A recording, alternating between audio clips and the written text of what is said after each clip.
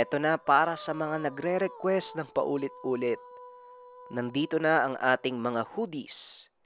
Available na uli ang Gabunan hoodie. Two colors na tayo. Isang color white at isang color black. Nariyan sa screen makikita. At ang pinakabagong hoodie natin, Beast Mode hoodie. Bawat ukit merong kahulugan. Ito'y pumapatungkol sa ating bayan, yung mga simbolo. Para sa mga interesado, nariyan ang link ng Shopee sa comment section. Simulan na natin ang kwento.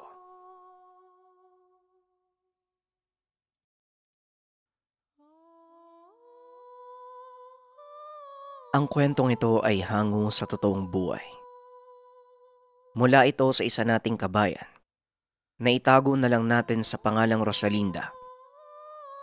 Taong 1986, Cebu. Nang mga panong ito, kilala si Rosalinda sa lugar bilang biyasang manggagamot. Pero lingid sa kaalaman ng mga tao, kaliwa ang katangian na gamit ni Rosalinda. Kaunting paliwanag lang para maging bukas tayo sa proseso ng mga albularyo. Hindi lahat ng mga manggagamot ay gumagamit ng aral mula sa kanan.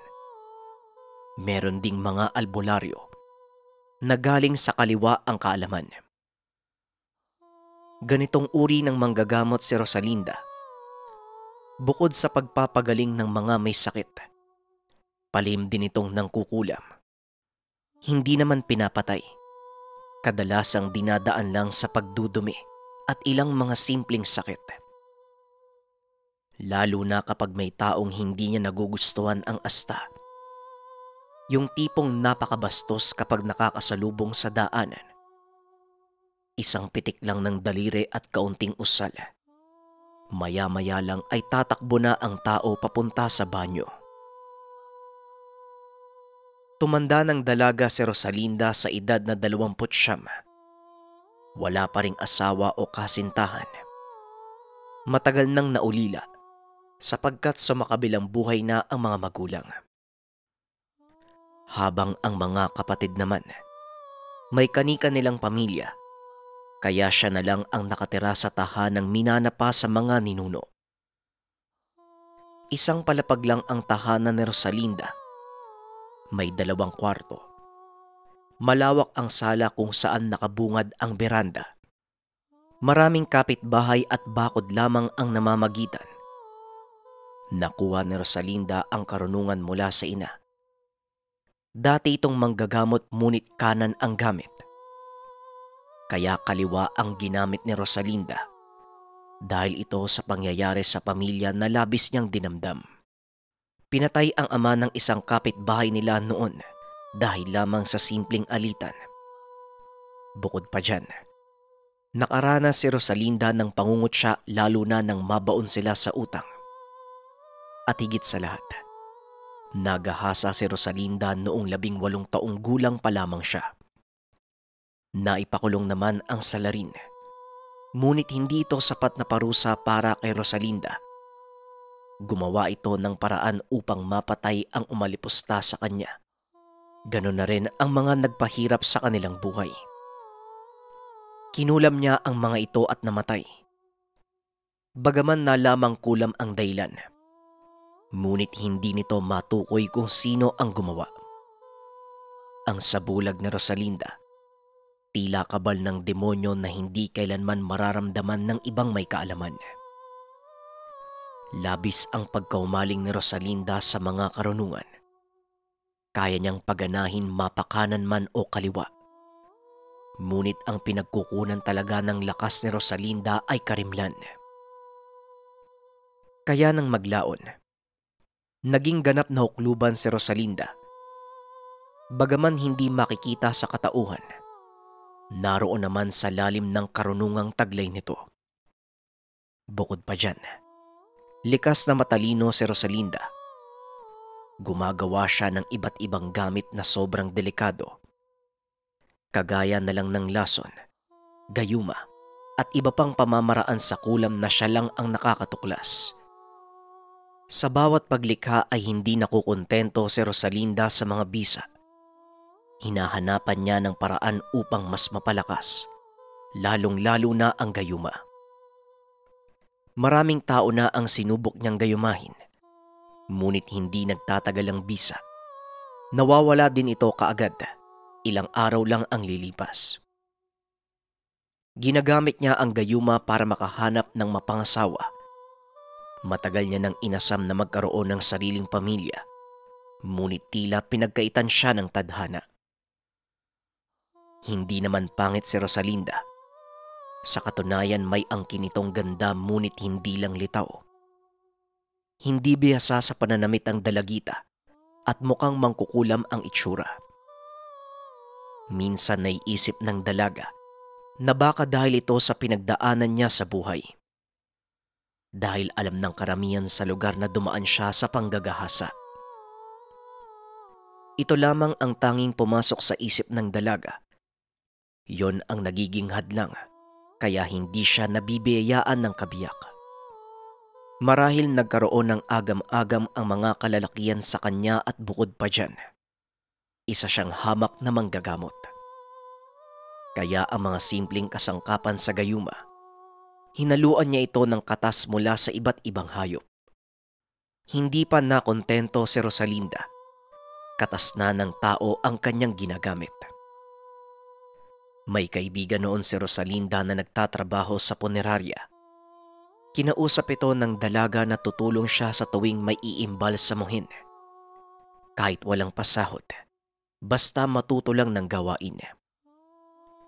Pinaunlakan naman ng kaibigan ang dalaga sa kadahilanang kahit papano may nakakasama siya sa trabaho lalo na tuwing gabi. Pero ang hindi nito alam, na kapag nalilingat siya ay ginagawa na ni Rosalinda ang totoong nais. Bago pa tuluyang sunugin ang bangkay sa nagbabagang pugon, mabilis niyang kinukuha ang katas mula sa tao.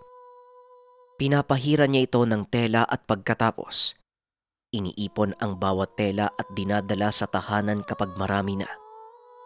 Doon niya inihiwalay ang mantika at inilalagay sa isang sisidlan. Maraming proseso ang isinasagawa ni Rosalinda upang maging ganap na gayuma ang katas na mula sa tao. Naniniwala si Rosalinda na ang halimuyak mula sa katas ng tao ay sadyang napakabisa. Lula nito ang presensya ng kadiliman, nalilikha ng panlilinlang sa isang tao. Hanggang sa ginamit nga ito ni Rosalinda, hindi man siya sigurado sa kakalabasan, pero alam niya sa sarili na napakabisa ng gamit. Namangha si Rosalinda sa kadahilanang nabaliw ang isang lalaking napahiran niya ng gayuma. Ngunit ang problema, ang taong ginamitan niya ng gayuma ay matanda na. Nagpakamatay ito dahil hindi siya pumayag magpaligaw. Doon niya napagtanto na nakakalason ng pag-iisip ang likhang gayuma. Naganap si Rosalinda ng lalaki na sa tingin niya ay makakapagbigay ng saya. Hanggang sa nakatagpo siya ng lalaking tagabayan na si David. Nakilala niya ang binata nang minsan itong pumunta sa tahanan upang magpagamot. Makisig, sakto ang tindig, at halatang malakas ang hatak sa mga kababaihan.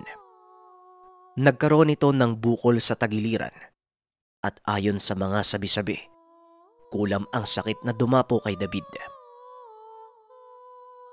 Paano naman nalamang kulam? Naipatingin niyo na ba sa ibang manggagamot? Tanong ni Rosalinda.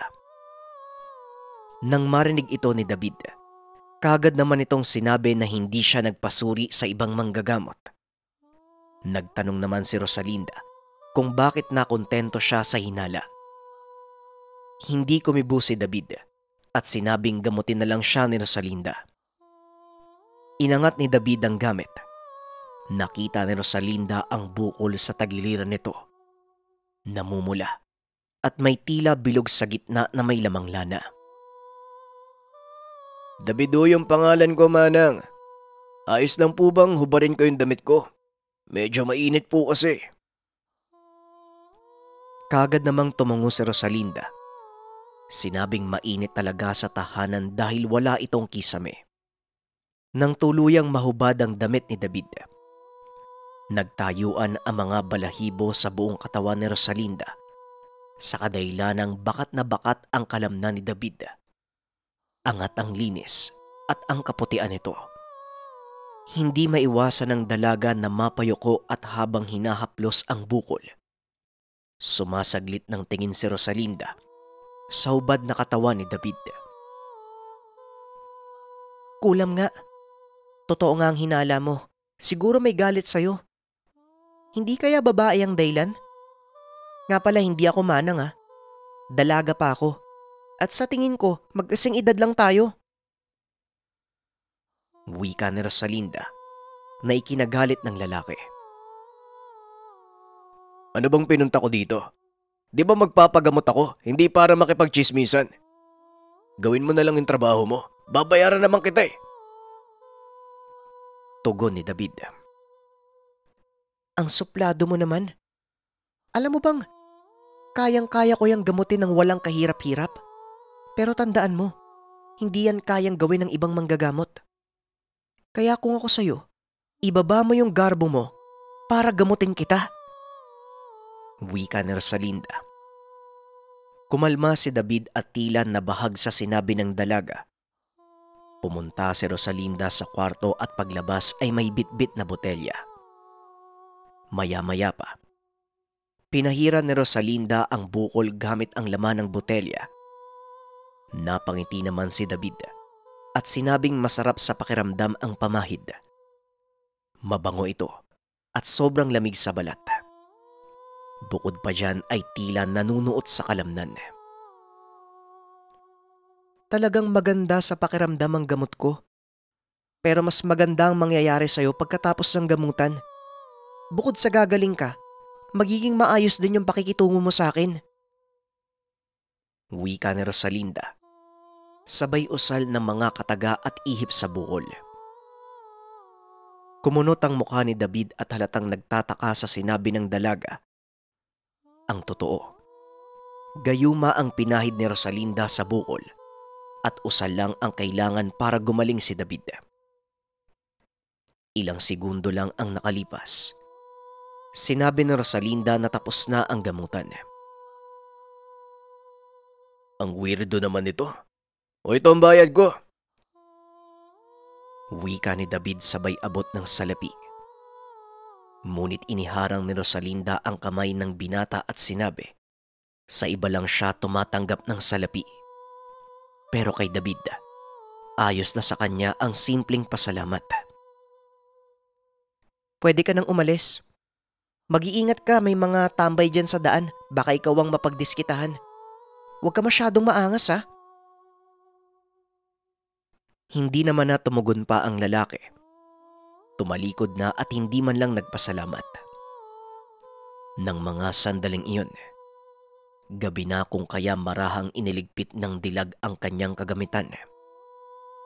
Samantalang si David naman, habang naglalakad ay inaamoy ang damit na may bahid ng lanang ipinahid ni Rosalinda. Hanggang sa bigla na lang itong nawala sa sarili, patuloy sa pagsinghot sa damit kasabay ng ngiti. Hindi man lang alintana ang mga taong nakatingin sa kanya habang nagtataka. Ilang sandali pa, sumakay sa sasakyan ang lalaki. Ngunit nang makababa sa lugar, bigla na lang pumasok sa isip ni David na balikan si Rosalinda. Tila hindi siya mapakali, para bang may naiwan na bagay sa tahanan ng dalaga. Nais mang umuwi, ngunit may tumutulak sa kanya na bumalik sa lugar. Kasabay nito ay paulit-ulit niyang inaamoy ang damit.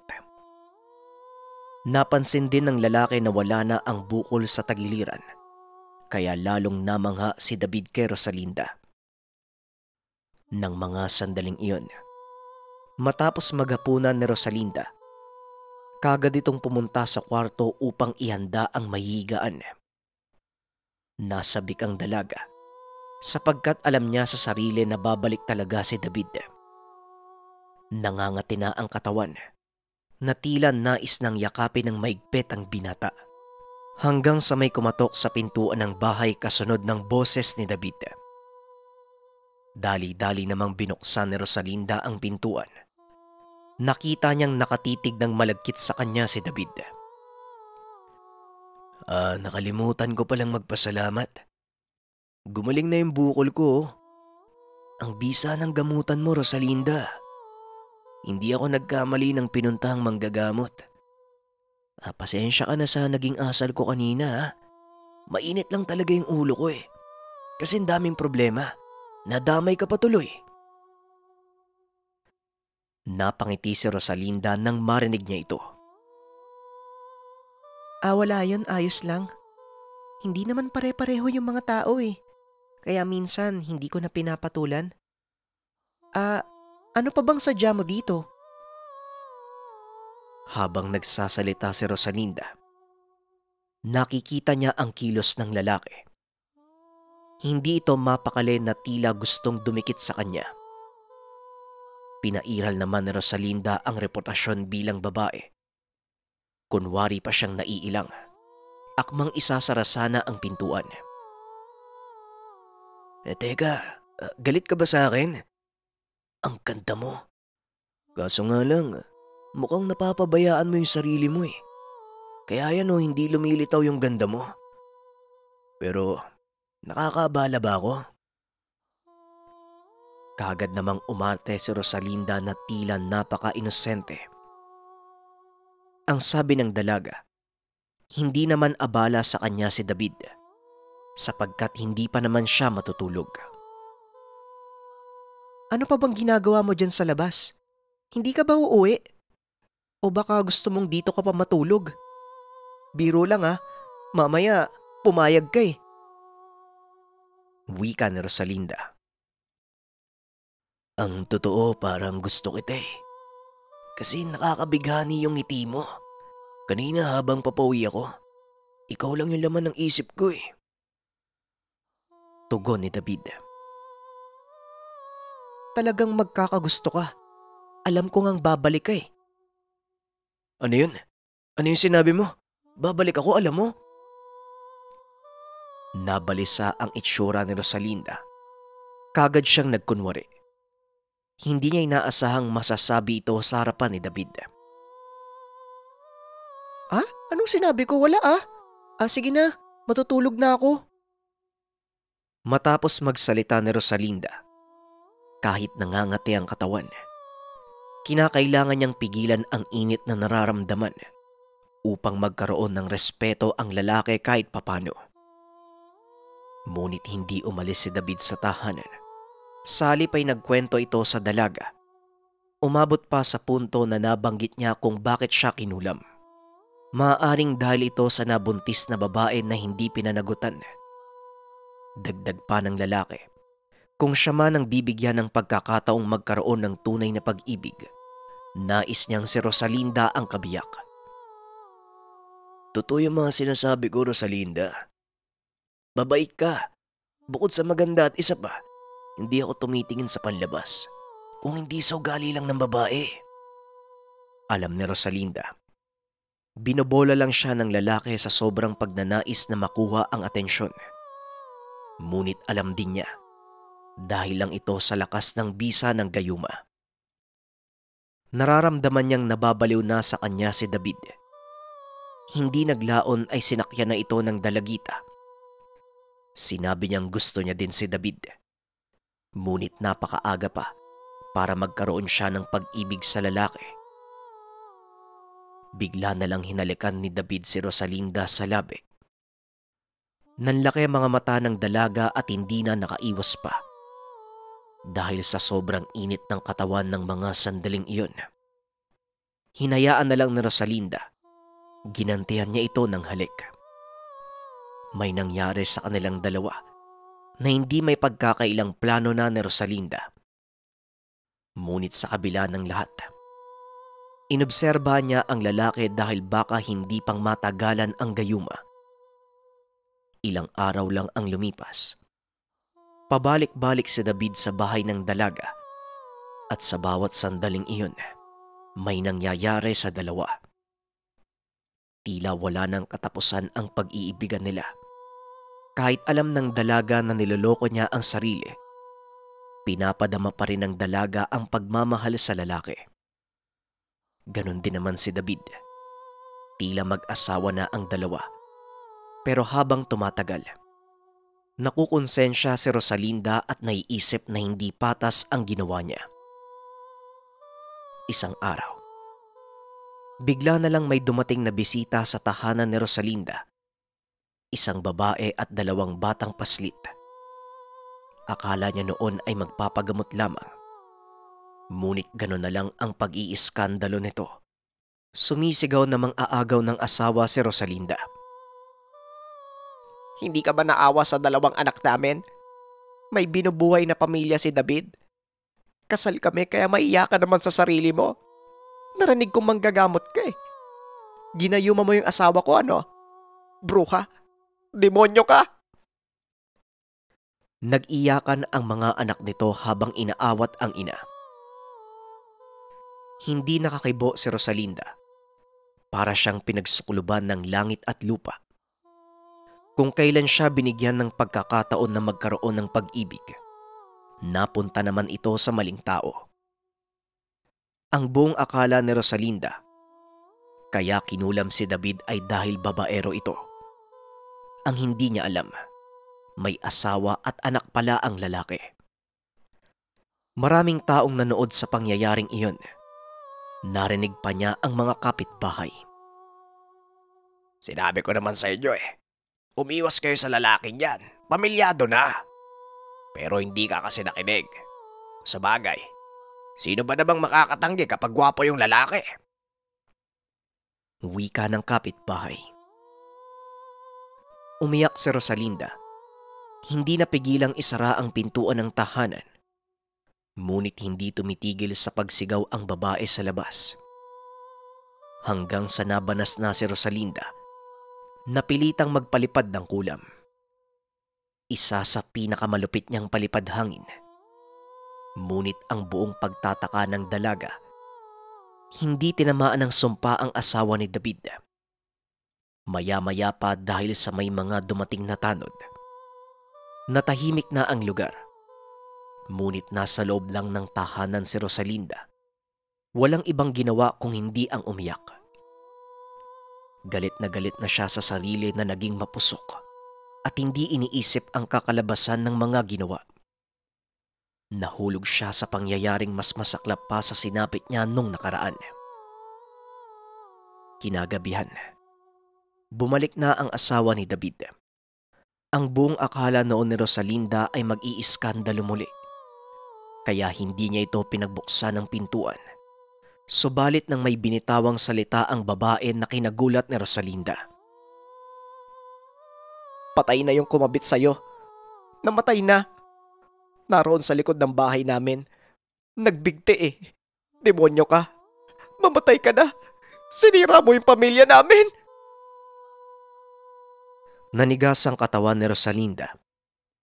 Sapagkat ang binitawan niyang palipad hangin, pagkabaliw sa isang tao. Naalala ni Rosalinda na hindi pala tatamaan ang taong walang kasalanan. Tatama ito sa taong malapit sa buhay ng babaeng makasalanan. Ito ay walang iba kung hindi si David. Halos mabaliw sa kakaisip si Rosalinda sa pangyayari.